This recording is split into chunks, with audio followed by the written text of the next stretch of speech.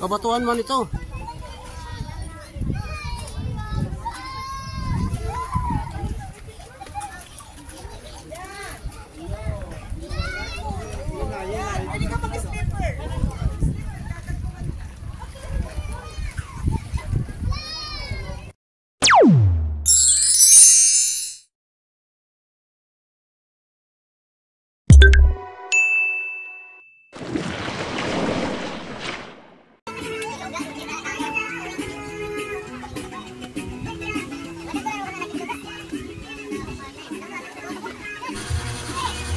Grabing tarik nito mga idol. Yung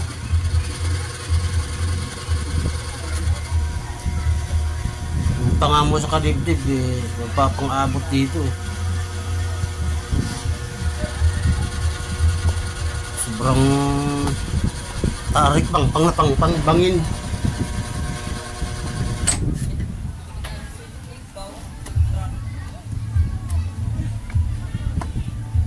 First time ko makagala rito mga idol sa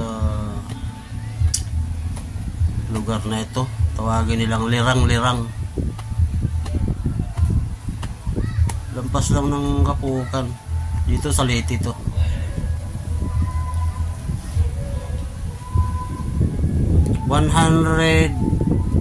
Mahigit steps to. 130 yata, parang ganun. Yung mga duyan-duyan din dyan.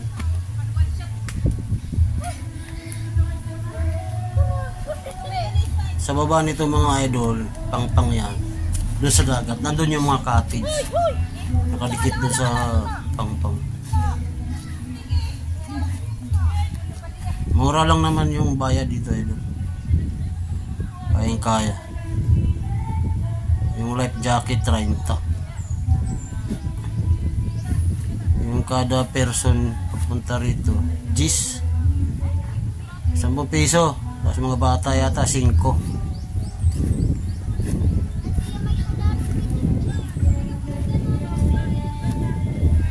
Ayun sa baba yung dagat to.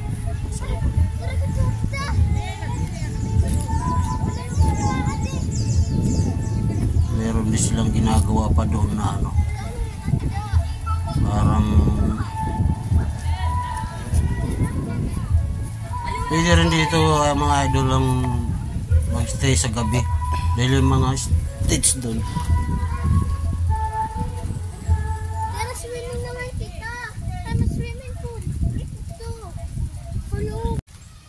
Magandang araw mga lods. Nakapasyal tayo rito sa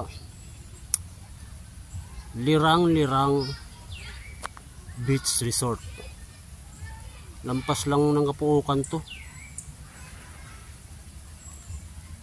Kapukan pa rin ito.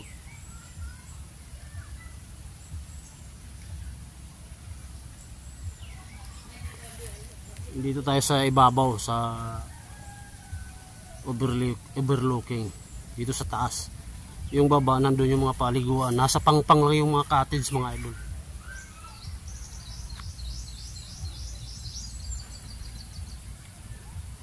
Ayun yung dagat po.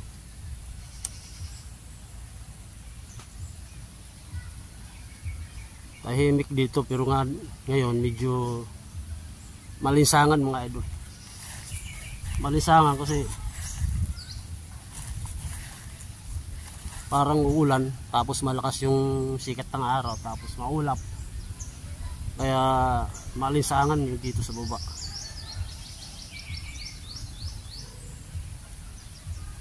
Paikot yan doon, oh. Yung dagat. Doon. Nandito tayo sa pinakatuktok. Mataas, matarik mga idol. Tapos yung mga cottage nasa gilid ng pangpang. Nasa bato. Nakadikit mga idol.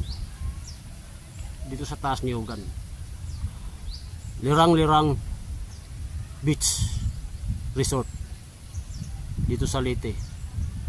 Basta ano lang, hindi ko alam kung sakop na ang Kapuukan to o hindi na. Basta lampas lang ng Kapuukan to. Bayan ng Kapuukan Leyte. Lampas lang ng konti. Papasok ka.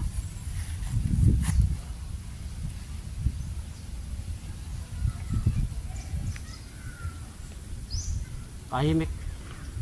Bagay ito sa may mga edad na ba? Kagaya ko. Gusto mapag-isa. Sariwang hangin. Tahimik.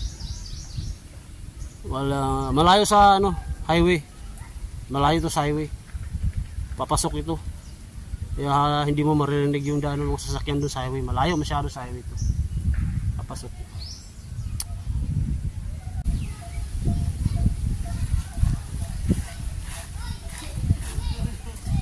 Lampas lang ng Kapuukan to. Yung pangpang. Kaya mo muna sila doon. Picture dyan. So ni Mrs. nandun pa sa baba. Yung anak ko nandun. Nakakyat din yun mamaya dito.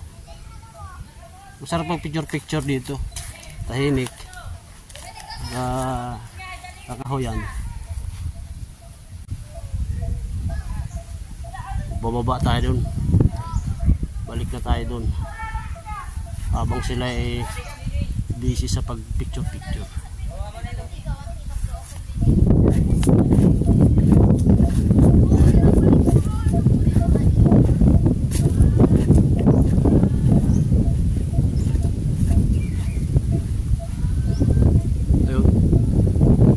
Ayun yung akyan mga idol. Baba tayo pangpang yan. Hindi nga lang pakyat dito. Ayun dagat to, kitang kita. Baba na tayo. At hindi ko na i-start yung cellphone ko, medyo lubat na. Babaan tayo. Ayun hagdaanan mga idol.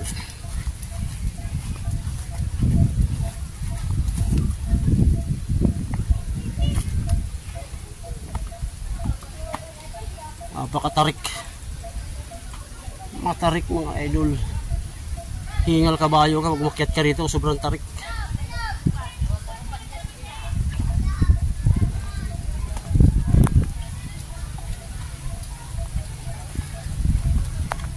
Pababa, walang kahingal-hingal. Medyo ngatog na lang ang tuhod. Yan. Lalaki ng puno nasa pangpang. Ayan o. Pangpang mga idol. Baba na tayo dun. Oh. Mga cottage na sa gilid ng pangpang. Lirang-lirang. Ano kaya ibig sabihin ng lirang-lirang? Malapit tayo sa Kalahati. Malapit na sa Kalahati.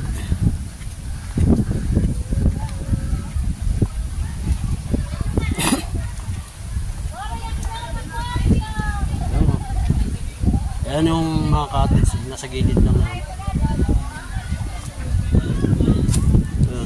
Nasa gilid lang ng pangpang mga idol. Delikado sa landslide mga idol. Yan.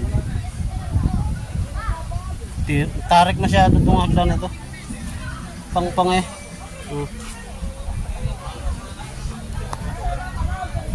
Ito sila. Naka life jacket na sila.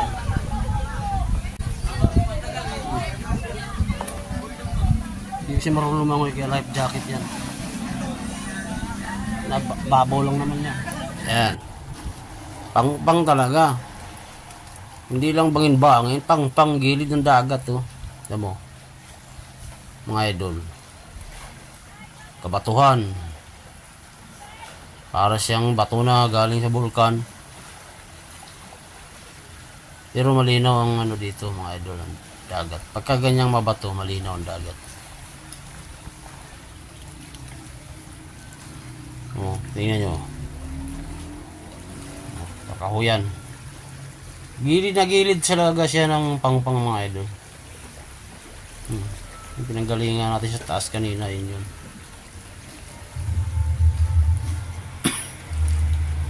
Oh. Pero may kuryente idol. May kuryente dito. Yan, wire.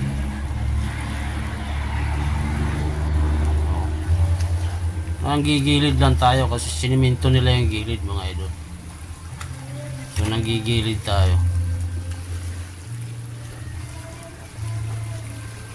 Ayan o. Merong pathway na nilagay sinimento.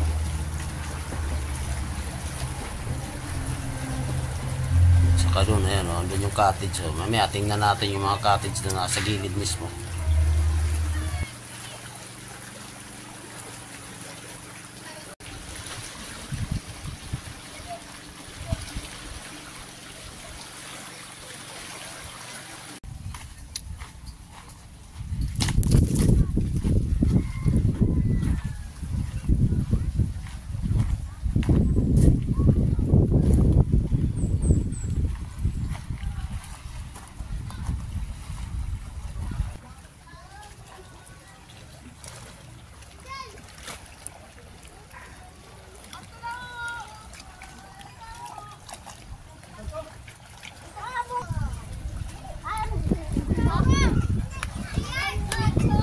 Tingnan nyo mga idol, oh. Nasa gilid ng bangin.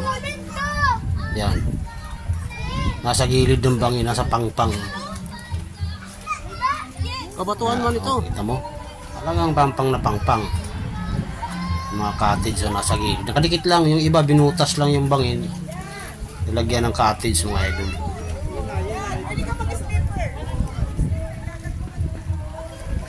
Mga swimming pool ng bata. Sinimento mga idol. Yun mga idol. Hanggang sa susunod. Bye-bye.